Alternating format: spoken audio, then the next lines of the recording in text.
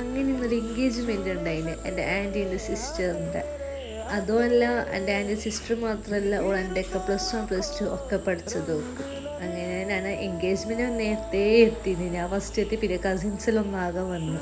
Cousins എല്ലാം ഒന്നിച്ചിട്ട് ഉണ്ടാകുമ്പോൾ പിന്നെ എന്ത് പറയണ്ടല്ലോ, റൊക്കേനെ ഒരു സ്ഥലത്ത് തന്നെ ഉണ്ടാവും. അവിടെ എന്നെ മുണ്ടോ ഇപ്പോൾ ഇതെങ്കിലും ഒരു ഫംഗ്ഷനിലുണ്ടെങ്കിലില്ല, ഒരു സ്ഥലത്ത് ഫുള്ള് നമ്മളെ കസിൻസ് തന്നെ പറയുന്നുണ്ടാവും. നമ്മളത് മാത്രമല്ല, പൊതുവെ എല്ലാ കസിൻസും എല്ലാ ഫാമിലിയും അങ്ങനെയല്ലേ, കസിൻസായിട്ടെല്ലാം ഉണ്ടാകുമ്പോൾ പറയുന്നല്ലേ ഉണ്ടാവല്ലേ.